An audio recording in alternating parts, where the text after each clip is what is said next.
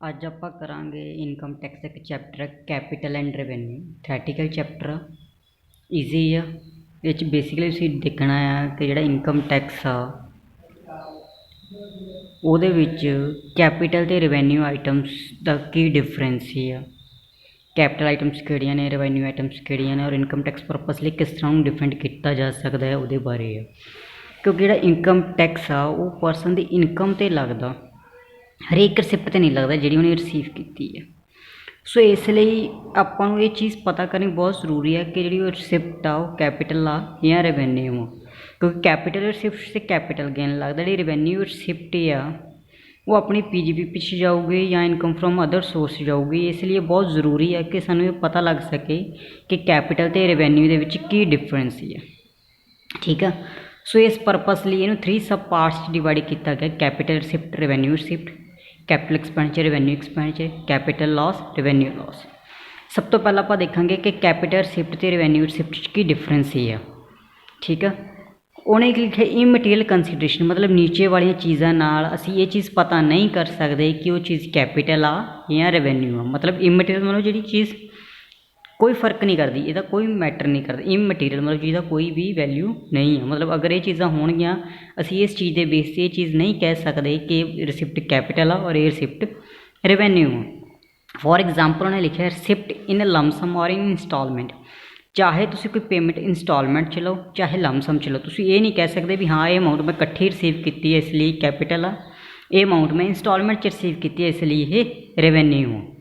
ਠੀਕ ਆ। For example ਤੁਸੀਂ ਕੋਈ ਬਾਈਕ ਲੈਂਦੇ ਹੋ, ਉਹਦੀ ਇੰਸਟਾਲਮੈਂਟਸ ਕਰਾ ਲੈਂਦੇ ਹੋ, ਬਟ ਇੱਕ ਤਰ੍ਹਾਂ ਉਹ ਆਪਣਾ ਕੈਪੀਟਲ ਐਕਸਪੈਂਡੀਚਰ ਆ।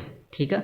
ਰੈਵਨਿਊ ਐਕਸਪੈਂਡੀਚਰ ਨਹੀਂ। ਹੁਣ ਇੱਥੇ ਪਰ ਮੈਂ ਰਿਸਿਪਟ ਦੀ ਗੱਲ ਕਰਨੀ ਹੈ, ਇਸ ਲਈ ਮੈਂ ਕਹਿ ਲੈਂਦੇ ਹਾਂ ਕਿ ਫੋਰ ਐਗਜ਼ਾਮਪਲ ਕਿ ਤੁਸੀਂ ਆਪਣੀ ਬਾਈਕ ਸੋਲਡ ਕਰਤੀ ਅਤੇ ਤੁਸੀਂ ਉਹ ਤੋਂ ਪੈਸੇ ਕਿਸ਼ਤਾਂ 'ਚ ਲੈਣੇ ਆ ਇਨ ਇੰਸਟਾਲਮੈਂਟ, ਪਰ ਤੁਸੀਂ ਤਾਂ ਆਪਣੀ ਬਾਈਕ ਸੋਲਡ ਕੀਤੀ ਔਰ ਬਾਈਕ ਕੀ ਹੈ, ਕੈਪੀਟਲ। ਸੋ ਚਾਹੇ ਉਹ ਚੀਜ਼ ਇੰਸਟਾਲਮੈਂਟ 'ਚ ਆ ਬਟ ਉਹ ਫਿਰ ਵੀ ਤੁਹਾਡੀ ਕੈਪੀਟਲ ਹੋਊਗੀ। ਹੁਣ ਚਾਹੇ ਤੁਸੀਂ ਉਹ ਅਮਾਊਂਟ ਇਕੱਠੀ ਲਮਸਮ 'ਚ ਲੈ ਲਓ ਚਾਹੇ ਇੰਸਟਾਲਮੈਂਟ 'ਚ ਲੈ ਲਓ, ਇਹਦੇ ਨਾਲ ਕੋਈ ਫਰਕ ਨਹੀਂ ਪੈਂਦਾ ਕਿ ਉਹ ਜਿਹੜੀ ਆਈਟਮ ਆ ਉਹ ਕੈਪੀਟਲ ਆ ਜਾਂ ਰੈਵਨਿਊ। ਠੀਕ ਹੈ। ਇਸੇ ਤਰ੍ਹਾਂ ਕਿ ਲੈ ਲਓ, ਮੰਨ ਲਓ ਆਪਾਂ ਕਿਤੇ ਕੰਮ ਕਰ ਰਹੇ ਹਾਂ, ਮੈਨੂੰ ਐਜ਼ ਅ ਸੈਲਰੀ 36,000 ਰੁਪਏ ਮਿਲਦਾ ਪਰ ਮੰਥ।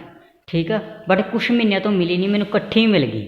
ਹੁਣ ਇਕੱਠੀ ਮੈਨੂੰ 5-7 ਲੱਖ ਰੁਪਏ ਮਿਲਿਆ। ਇਹ ਥੋੜ੍ਹੀ ਵੀ ਜੇ 5-7 ਲੱਖ ਰੁਪਏ ਮਿਲਿਆ ਤਾਂ ਉਹ ਮੇਰਾ ਕੈਪੀਟਲ ਐਕਸਪੈਂਡੀਚਰ ਆ, ਉਹ ਮੇਰਾ ਰੈਵਨਿਊ ਆਈਟਮ ਆ, ਕਿਉਂਕਿ ਮੈਂ ਹਰੇਕ ਸਾਲ ਹਰੇਕ ਮਹੀਨੇ ਉਸ ਚੀਜ਼ ਲਈ ਕੰਮ ਕੀਤਾ ਸੀ ਔਰ ਉਸ ਚੀਜ਼ ਲਈ ਮੈਨੂੰ ਕੀ ਮਿਲ ਰਹੀ ਆ, ਇਨਕਮ। ਸੋ ਇਹਦੇ ਵਿੱਚ ਉਹਨੇ ਕੀ ਲਿਖਿਆ ਹੋਇਆ ਕਿ ਚਾਹੇ ਕੋਈ ਅਮਾਊਂਟ ਮੈਨੂੰ ਲਮਸਮ 'ਚ ਮਿਲੇ ਚਾਹੇ ਇੰਸਟਾਲਮੈਂਟ 'ਚ ਮਿਲੇ, ਉਹ ਇਕੱਠੀ ਮਿਲੀ ਹੈ ਇਸ ਲਈ ਉਹ ਕੈਪੀਟਲ ਨਹੀਂ ਹੋ ਸਕਦੀ, ਉਹ ਇੰਸਟਾਲਮੈਂਟ ਮਿਲੀ ਇਸ ਲਈ ਉਹ ਰੈਵਨਿਊ ਨਹੀਂ ਹੋ ਸਕਦਾ। ਉਹ ਡਿਪੈਂਡ ਕਰੂਗਾ ਕਿ ਜਿਹੜੀ ਟ੍ਰਾਂਜੈਕਸ਼ਨ ਆ ਉਹਦਾ ਨੇਚਰ ਕਿੱਦਾਂ ਦਾ ਆ। ਅਮਾਊਂਟ ਕਿਸ਼ਤਾਂ 'ਚ ਮਿਲੀ ਜਾਂ ਇਕੱਠੀ ਮਿਲੀ ਉਹ ਇਹ ਕਦੇ ਡਿਸਾਈਡ ਨਹੀਂ ਕਰ ਸਕਦੀ ਕਿ ਕੈਪੀਟਲ ਆ ਜਾਂ ਰੈਵਨਿਊ। ਉਸ ਤੋਂ ਬਾਅਦ ਸੈਕਿੰਡ ਪੁਆਇੰਟ ਆਪਣੇ ਕੋਲੇ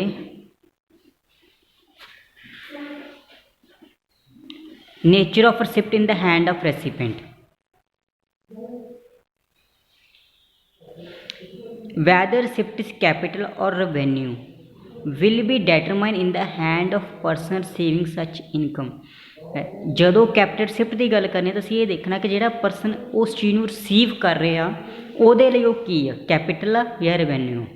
ਫੋਰ ਐਗਜ਼ਾਮਪਲ ਮੈਂ ਸੈਲਰੀ ਹਰ ਮਹੀਨੇ ਰਿਸੀਵ ਕਰ ਰਹੇ ਹਾਂ, ਮੈਂ ਰਿਸੀਵਰ ਹਾਂ, ਮੇਰੇ ਲਈ ਉਹ ਕੀ ਆ, ਰੈਵਨਿਊ ਆਈਟਮ ਆ। ਹੁਣ ਇਹ ਮੈਟਰ ਨਹੀਂ ਕਰਦਾ ਕਿ ਜਿਹੜਾ ਬੰਦਾ ਮੈਨੂੰ ਪੇ ਕਰ ਰਿਹਾ ਉਹ ਆਪਣੀ ਕੈਪੀਟਲ 'ਚੋਂ ਪੇ ਕਰ ਰਿਹਾ ਜਾਂ ਪ੍ਰੋਫਿਟ 'ਚੋਂ।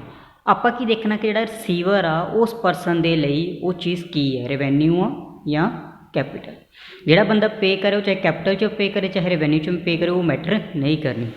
ਇਸੇ ਤਰ੍ਹਾਂ ਮੈਗਨੀਟਿਊਡ ਆਫ ਰਿਸਿਪਟ, ਮਤਲਬ ਕਿ ਜਿਹੜੀ ਰਿਸਿਪਟ ਦੀ ਅਮਾਊਂਟ ਜ਼ਿਆਦਾ ਆ ਜਾਂ ਘੱਟ ਆ ਉਹ ਵੀ ਇਹ ਚੀਜ਼ ਡਿਸਾਈਡ ਨਹੀਂ ਕਰ ਸਕਦੀ ਕਿ ਕੈਪੀਟਲ ਆ ਜਾਂ ਰੈਵਨਿਊ। ਹੋ ਸਕਦਾ ਮੈਂ 500 ਰੁਪਏ ਹੀ ਰਿਸੀਵ ਕੀਤਾ ਬਟ ਉਹ ਕੈਪੀਟਲ ਆਈਟਮ ਹੋਵੇ, ਹੋ ਸਕਦਾ ਮੈਂ 50,000 ਰੁਪਏ ਰਿਸੀਵ ਕੀਤਾ ਪਰ ਉਹ ਰੈਵਨਿਊ ਆਈਟਮ ਹੋ। ਠੀਕ ਆ। ਫੋਰ ਐਗਜ਼ਾਮਪਲ ਮੈਂ ਕੋਈ ਪੁਰਾਣੀ ਚੀਜ਼ ਸੋਲਡ ਕਰਤੀ ਔਰ ਮੈਨੂੰ ਉਹਦੇ 'ਤੇ 1000 ਰੁਪਇਆ ਮਿਲ ਗਿਆ ਤਾਂ ਉਹ ਕੈਪੀਟਲ ਆਈਟਮ ਆ। ਠੀਕ ਆ। ਇਸੇ ਤਰ੍ਹਾਂ ਮੈਨੂੰ ਲੱਖ ਰੁਪਇਆ ਸੈਲਰੀ ਇਕੱਠੀ ਮਿਲੀ ਆ ਤਾਂ ਉਹ ਮੇਰੀ ਕੀ ਹੋ ਸਕਦੀ ਆ, ਰੈਵਨਿਊ ਆਈਟਮ। ਠੀਕ ਆ। ਸੋ ਅਮਾਊਂਟ ਕਦੇ ਵੀ ਡਿਸਾਈਡ ਨਹੀਂ ਕਰੂਗੀ ਕਿ ਉਹ ਅਮਾਊਂਟ ਛੋਟੀ ਆ ਤਾਂ ਕੈਪੀਟਲ ਮਤਲਬ ਰੈਵਨਿਊ ਹੋਊਗੀ, ਜੇ ਜ਼ਿਆਦਾ ਆ ਤਾਂ ਕੈਪੀਟਲ ਹੋਊਗੀ। ਉਹ ਵੀ ਡਿਪੈਂਡ ਕਰਦਾ ਹੈ ਨੇਚਰ ਆਫ ਟ੍ਰਾਂਜੈਕਸ਼ਨ 'ਤੇ। ਉਸ ਤੋਂ ਬਾਅਦ name given by parties and treatment in the books of the account, ਕਿਸ ਨੇਮ ਦੇ ਨਾਲ ਬੁੱਕਸ ਦੇ ਵਿੱਚ ਉਹਨੂੰ ਮੈਂਸ਼ਨ ਕੀਤਾ ਗਿਆ ਹੈ। ਅਗਰ ਕੈਪੀਟਲ ਪੇਮੈਂਟ ਕੀਤੀ ਗਈ ਡੀਲਰ ਦੇ ਦੁਆਰਾ ਉਹ ਰੈਵਨਿਊ ਰਿਸਿਪਟ ਵੀ ਹੋ ਸਕਦੀ ਆ, ਅਗਰ ਇਹਦੇ ਵਿੱਚ ਵੀ ਮੇਨ ਆਹੀ ਚੀਜ਼ ਲਿਖੀ ਆ ਕਿ ਅਸੀਂ ਇਹ ਦੇਖਣਾ ਕਿ ਜਿਹੜਾ ਰਿਸੀਵਰ ਆ ਉਹਦੇ ਲਈ ਉਹ ਚੀਜ਼ ਕੈਪੀਟਲ ਹੈ ਜਾਂ ਰੈਵਨਿਊ ਆ। ਸੋ ਰਿਸੀਵਰ ਨੂੰ ਉਹਨੇ ਜਿਸ ਤਰ੍ਹਾਂ ਟਰੀਟ ਕੀਤਾ ਹੋਊਗਾ ਰਿਸੀਵਰ ਨੂੰ, ਉਸੇ ਤਰ੍ਹਾਂ ਉਸ ਇਨਕਮ ਨੂੰ ਕੀ ਮੰਨਿਆ ਜਾਊਗਾ, ਰੈਵਨਿਊ ਜਾਂ ਕੈਪੀਟਲ। ਜੇ ਸੈਲਰੀ ਦੀ ਤਰ੍ਹਾਂ ਟਰੀਟ ਕਰ ਰਿਹਾ ਵੀ ਸੈਲਰੀ ਪੇ ਕਰ ਰਿਹਾ ਮੇਰਾ ਇੰਪਲੋਈ ਹੈ ਤਾਂ ਰੈਵਨਿਊ। ਅਗਰ ਉਹਨੇ ਆਪਣਾ ਕੋਈ ਬਿਜ਼ਨਸ ਦਾ ਕੋਈ ਐਸੈਟ ਸੋਲਡ ਕੀਤਾ ਤਾਂ ਉਹਦੇ ਲਈ ਜਿਹੜਾ ਬੰਦਾ ਰਿਸੀਵ ਕਰ ਰਿਹਾ ਉਹਦੇ ਲਈ ਕੀ ਹੋਊਗਾ, ਕੈਪੀਟਲ। ਠੀਕ ਆ।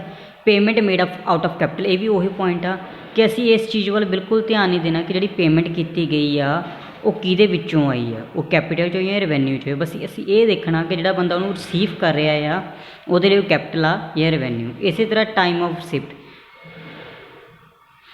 ਨੇਚਰ ਆਫ ਰਿਸਿਪਟ ਉਸ ਅਕੋਰਡਿੰਗ ਡਿਟਰਮਾਈਨ ਹੋਊਗਾ ਜਦੋਂ ਉਹਨੂੰ ਉਹ ਚੀਜ਼ ਰਿਸੀਵ ਹੋਈ, ਉਸ ਤੋਂ ਬਾਅਦ ਨਹੀਂ। ਜਿਸ ਟਾਈਮ ਉਹ ਬੰਦਾ ਉਸ ਚੀਜ਼ ਨੂੰ ਰਿਸੀਵ ਕਰ ਰਿਹਾ ਉਸ ਟਾਈਮ ਉਹਦੇ ਲਈ ਉਹ ਕੈਪੀਟਲ ਜਾਂ ਰੈਵਨਿਊ ਆ, ਉਹਦੇ ਬੇਸ 'ਤੇ ਡਿਸਾਈਡ ਕੀਤੀ ਜਾ ਸਕਦੀ ਹੈ। ਠੀਕ ਹੈ। Quality of receipt, whether income is received voluntarily or under legal ਓਬਲੀਗੇਸ਼ਨ, ਇਹਦੇ ਨਾਲ ਵੀ ਕੋਈ ਫਰਕ ਨਹੀਂ ਪੈਂਦਾ ਕਿ ਉਹ ਰੈਵਨਿਊ ਆਈਟਮ ਆ ਜਾਂ ਕੈਪੀਟਲ। ਕੋਈ ਕੋਰਟ ਦਾ ਫੈਸਲਾ ਹੋਵੇ ਚਾਹੇ ਉਹ ਬੰਦਾ ਆਪਣੀ ਮਰਜ਼ੀ ਨਾਲ ਦੇਵੇ, ਉਹ ਆਈਟਮ ਕੁਛ ਵੀ ਹੋ ਸਕਦੇ, ਕੈਪੀਟਲ ਵੀ ਔਰ ਰੈਵਨਿਊ ਵੀ। ਡਿਸਟਿੰਗੁਇਸ਼ਿੰਗ ਟੈਸਟ ਮਤਲਬ ਕਿ ਇਹਨਾਂ ਸਾਨੂੰ ਪਤਾ ਲੱਗੂਗਾ ਕਿ ਕੈਪੀਟਲ ਆਈਟਮ ਕਿਹੜੀ ਹੈ, ਰੈਵਨਿਊ ਕਿਹੜੀ ਹੈ, on the base of nature of asset. ਆਪਾਂ ਨੂੰ ਪਤਾ ਜੇ ਕਰੰਟ ਐਸੈਟ ਆ ਤਾਂ ਰੈਵਨਿਊ। ਠੀਕ ਆ। ਅਗਰ ਉਹ ਕੈਪੀਟਲ ਐਸੈਟ ਆ ਤਾਂ, ਅਗਰ ਫਿਕਸ ਐਸੈਟ ਆ ਤਾਂ ਕੈਪੀਟਲ ਆ ਲਿਖਿਆ। If receipt is referable to fix asset then it is a capital receipt. If receipt is refer to circulating ਯਾਨੀ ਕਿ current asset then it is a revenue receipt. Fix asset ਦਾ ਕੁਛ ਵੀ profit and Las ਹੋਊਗਾ ਤਾਂ ਉਹ capital ਆ। ਅਗਰ ਕਰੰਟ ਐਸੈਟ ਯਾਨੀ ਕਿ ਸਟਾਕ ਇਨ ਟਰੇਡ ਦਾ ਹੁੰਦਾ ਹੈ ਤਾਂ ਉਹ ਆਪਣੇ ਲਈ ਕੀ ਹੋਊਗਾ, ਰੈਵਨਿਊ।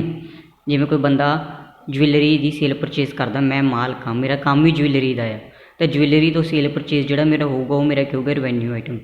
ਪਰ ਜੇ ਮੈਂ ਨਾਲ ਕੋਈ ਆਪਣੀ ਬਿਲਡਿੰਗ ਮਸ਼ੀਨਰੀ ਸੋਲਡ ਕਰ ਰਿਹਾ ਹਾਂ ਤਾਂ ਮੇਰਾ ਕੀ ਹੋਊਗਾ, ਕੈਪੀਟਲ। ਉਸ ਤੋਂ ਬਾਅਦ termination of source of income, ਅਗਰ ਕੋਈ ਵੀ ਅਮਾਊਂਟ ਮੈਨੂੰ ਇਸ ਲਈ ਰਿਸੀਵ ਹੋ ਰਹੀ ਆ ਕਿਉਂਕਿ ਉਹਦਾ ਜਿਹੜਾ ਇਨਕਮ ਸੋਰਸ ਉਹੀ ਖਤਮ ਹੋ ਜਾਣਾ ਤਾਂ ਉਹ ਕੈਪੀਟਲ ਹੋਊਗੀ। ਮੰਨ ਲਓ ਮੈਂ ਕਿਸੇ ਇੰਪਲੋਈਜ਼ ਨੂੰ ਇਹਨੂੰ ਕੰਪਨਸੇਸ਼ਨ ਦੇ ਰਿਹਾ ਵੀ ਆਹ ਲੈ 5 ਲੱਖ ਰੁਪਈਆ ਪਰ ਤੂੰ ਆਪਣੀ ਨੌਕਰੀ ਛੱਡ ਦੇ, ਤਾਂ ਉਹਦੇ ਲਈ ਕੀ ਹੋਊਗੀ, ਕੈਪੀਟਲ ਰਿਸਿਪਟ, ਕਿਉਂਕਿ ਉਹਨੂੰ ਸੈਲਰੀ ਨਹੀਂ ਮਿਲ ਰਹੀ, ਉਹਦਾ source of income he terminate ਹੋ ਰਿਹਾ ਹੈ। ਇਸੇ ਤਰ੍ਹਾਂ amount received in substitution of income, ਕੋਈ ਵੀ ਇਨਕਮ ਮਤਲਬ ਕੋਈ ਵੀ ਅਮਾਊਂਟ ਜਿਹੜੀ ਉਹਨੂੰ ਇਨਕਮ ਨੂੰ ਸਬਸਟੀਟਿਊਟ ਕਰਕੇ ਕੋਈ ਚੀਜ਼ ਮਿਲ ਰਹੀ ਹੈ। ਮੰਨ ਲਓ ਇੱਕ ਕੰਪਨੀ ਨੇ ਪਰਚੇਜ਼ ਕੀਤਾ ਸੀ ਕਿ ਉਹ ਫਿਲਮ ਪ੍ਰੋਡਿਊਸ ਕਰੂਗੀ from its earlier producer with the condition that no other producer will be given this right. ਕਿਉਂਕਿ ਇਹ ਕੰਡੀਸ਼ਨ ਸੀ ਕਿ ਉਹ ਕਿਸੇ ਹੋਰ ਪ੍ਰੋਡਿਊਸਰ ਨੂੰ ਇਹ ਰਾਈਟ ਨਹੀਂ ਦੇਊਗਾ। ਆਫਟਰਵਰਡ ਇਟ ਵਾਸ ਫਾਊਂਡ ਦੈਟ ਕਿ ਜਿਹੜੀ ਫਿਲਮ ਆਲਰੇਡੀ ਸੋਲਡ ਕਰਤੀ, ਤਾਂ ਹੁਣ ਕੀ ਹੋ ਗਿਆ, ਜਿਹੜਾ ਸੋਰਸ ਆ ਇਨਕਮ ਦਾ ਉਹਦੀ ਥਾਂ 'ਤੇ ਸਬਸਟੀਟਿਊਸ਼ਨ ਹੋ ਗਿਆ, ਅਮਾਊਂਟ ਰਿਸੀਵ ਹੋਈ ਆ ਇਨਕਮ ਦੇ ਸੋਰਸ ਨੂੰ ਸਬਸਟੀਟਿਊਟ ਕਰਨ ਦੇ ਲਈ, ਤਾਂ ਉਹ ਮੇਰੀ ਕੀ ਹੋਊਗੀ, ਇਨਕਮ ਦੇ ਸੋਰਸ ਨੂੰ ਸਬਸਟੀਟਿਊਟ ਕਰ ਰਿਹਾ, ਇਸ ਲਈ ਉਹ ਕੀ ਹੋਊਗੀ, ਰੈਵਨਿਊ ਰਿਸਿਪਟ। ਕਿਉਂਕਿ ਮੇਰੀ ਇਨਕਮ ਜਿਹੜੀ ਮੈਨੂੰ ਮਿਲਣੀ ਸੀ ਉਹਦੀ ਥਾਂ 'ਤੇ ਮੈਨੂੰ ਕੰਪਨਸੇਸ਼ਨ ਮਿਲ ਰਿਹਾ ਹੈ। ਏ ਨੇ ਕਲੇਮ ਕਿਤੇ ਡੈਮੇਜ ਤੋਂ ਉਹਨੂੰ 40,000 ਰੁਪਏ ਮਿਲ ਗਿਆ, 40,000 ਉਹਨੂੰ ਕੀ ਮਿਲਿਆ, ਰੈਵਨਿਊ ਰਿਸਿਪਟ, ਕਿਉਂਕਿ ਉਹਨੂੰ ਇਨਕਮ ਮਿਲਣੀ ਸੀ, ਇਨਕਮ ਨਹੀਂ ਮਿਲੀ, ਉਹਦੀ ਥਾਂ 'ਤੇ ਉਹਨੂੰ ਕੀ ਮਿਲ ਰਿਹਾ ਹੈ, ਕੰਪਨਸੇਸ਼ਨ। ਠੀਕ ਆ। ਅਗਰ ਕੋਈ ਟਰਮੀਨੇਸ਼ਨ ਆਫ ਲੀਜ਼ ਹੋ ਗਈ, ਠੇਕਾ, ਤਾਂ ਠੇਕਾ ਆਪਣਾ ਕੀ ਇੱਕ ਤਰ੍ਹਾਂ ਦਾ ਕੈਪੀਟਲ ਐਸੈਟ ਆ। ਅਗਰ ਉਹਦੇ ਟਰਮੀਨੇਸ਼ਨ ਤੋਂ ਬਾਅਦ ਮੈਨੂੰ ਕੁਛ ਮਿਲ ਰਿਹਾ ਆ ਤਾਂ ਮੇਰਾ ਸੋਰਸ ਆਫ ਇਨਕਮ ਟਰਮੀਨੇਟ ਹੋ ਰਿਹਾ, ਇਸ ਲਈ ਉਹ ਕੀ ਹੋਊਗੀ, ਕੈਪੀਟਲ ਰਿਸਿਪਟ। ਇਸੇ ਤਰ੍ਹਾਂ ਕੰਪਨਸੇਸ਼ਨ ਜਿਹੜਾ on the compensation on surrender of right, ਅਗਰ ਕੋਈ ਵੀ ਪਰਸਨ ਕਹਿੰਦਾ ਕਿ ਮੈਨੂੰ ਕੋਈ ਫਿਊਚਰ 'ਚ ਲਾਸ ਹੋਇਆ ਜਾਂ ਪ੍ਰੋਫਿਟ ਹੋਇਆ, ਮੈਂ ਉਹ ਚੀਜ਼ ਨੂੰ ਛੱਡ ਰਿਹਾ, ਤਾਂ ਉਹਦੇ ਬਦਲੇ ਮਤਲਬ ਕੋਈ ਰਾਈਟ ਛੱਡਣ ਦੇ ਬਦਲੇ ਅਗਰ ਉਹਨੂੰ ਕੋਈ ਪੈਸਾ ਮਿਲ ਰਿਹਾ ਤਾਂ ਉਹ ਕੈਪੀਟਲ ਰਿਸਿਪਟ ਹੋਊਗੀ। ਠੀਕ ਆ।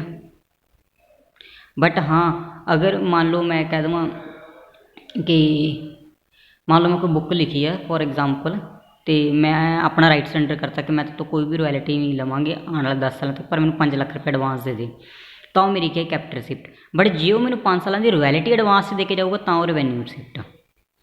Test as to the purpose of keeping article, ਇਹ ਮੈਂ ਤੁਹਾਨੂੰ ਪਹਿਲਾਂ ਹੀ ਦੱਸਤਾ ਕਿਸ ਪਰਪਸ ਲਈ ਉਹ ਆਰਟੀਕਲ ਰੱਖਿਆ ਗਿਆ ਆ, ਉਹ ਡਿਸਾਈਡ ਕਰੂ ਕੈਪੀਟਲ ਆ ਜਾਂ ਰੈਵਨਿਊ। ਫੋਰ ਐਗਜ਼ਾਮਪਲ ਜਿਹਦੀ ਬੰਦੇ ਦਾ ਕੰਮ ਹੀ ਫਰਨੀਚਰ ਵੇਚਣਾ ਆ, ਉਹਦੇ ਲਈ ਉਹ ਰੈਵਨਿਊ ਆਈਟਮ ਆ। ਪਰ ਜਿਹੜਾ ਬੰਦਾ ਖਰੀਦ ਰਿਹਾ ਉਹਦਾ ਕੰਮ ਫਰਨੀਚਰ ਖਰੀਦਣ ਵੇਚਣ ਦਾ ਨਹੀਂ, ਉਹਦੇ ਲਈ ਉਹ ਕੀ ਹੈ, ਕੈਪੀਟਲ ਆਈਟਮ।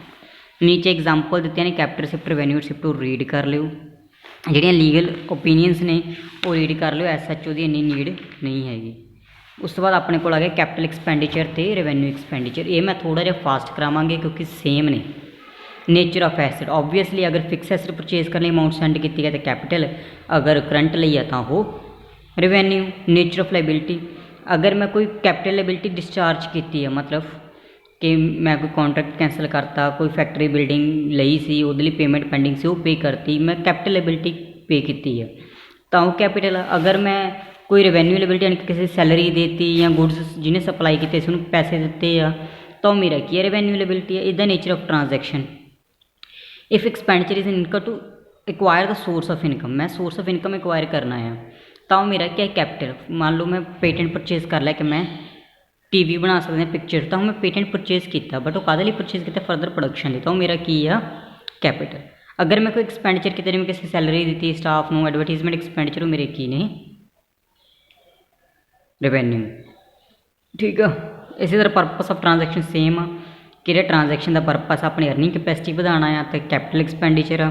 अगर सिर्फ रनिंग कंडीशन च रखना जाने कि रॉ मटेरियल परचेज वगैरह कर लिया तो मेरी की है रेवेन्यू आइटम।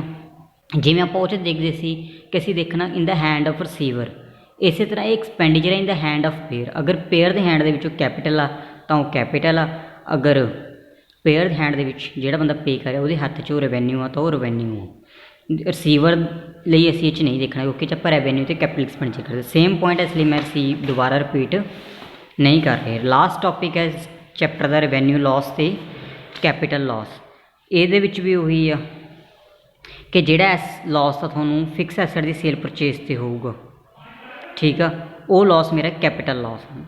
जिहड़ा लॉस मैनूं होया प्रॉफिट मतलब बिजनेस दे विच कोई मेरी इंबैजलमेंट हो गई या कोई विड्रॉ, इंबैजलमेंट मतलब कोई घपला हो गया, ठीक है, या डे टू डे कोई वेस्टेज होगी तो मेरी की है रेवेन्यू लॉस है। अगर कोई मतलब फिक्स एसेट सोल्ड किया वो तो लॉस हो गया तो कैपिटल लॉस है। जे स्टॉक इन ट्रेड वेस्ट हो गई तो की है मेरी रेवेन्यू लॉस है। अगर किसी इंपलॉई ने बैंक चो पैसा कढ़ा लिया तो ओबवियसली मेरी कैपिटल लॉस है क्योंकि मेरे तो बिना कोई कढ़ा नहीं सी सकता, वो मिस एप्रोप्रिएशन हुई है। ठीक है, loss due to the liquidation of the company, obviously company बंद हो रही है, थोड़ा सोर्स ऑफ इनकम ही टर्मीनेट हो रहा तो मेरा क्या कैपिटल लॉस है। पर जे किसी ने इंपलॉई ने चोरी कर ली तो रेवेन्यू लॉस आ क्योंकि बिजनेस ये चीज़ा आम ने कि माड़ी मोटी चोरी ये चीज़ होंदी ही रही है। जे कोई ऑर्डीनरी लॉस आ सिंपली तो रेवेन्यू लॉस आ। ठीक है, अगर कोई लॉस होया किसी एसेट के परचेज सोल तो या जी चीज़ कदे कदे होंदी है, जिवें बैंक चो पैसा रोज़ नहीं कोई कढ़ा सकता, जे उन्हें कोई कढ़ाया तो वह साल 10-20 साल एक बार होंगे तो इसलिए कैपिटल लॉस आ। ये सी रेवेन्यू लॉस से कैपिटल लॉस का डिफरेंस। तो ये ना कि ही ये चैप्टर आ थोड़ा और ये मोस्टली 5 नंबर के question the word difference between capital receipt revenue receipt, difference between revenue expenditure capital expenditure तो अपना रेवेन्यू लॉस से कैपिटल लॉस। 5 मार्क्स लिए तुसीं ये चैप्टर प्रिपेयर करना है और ये अपना ये चैप्टर की होया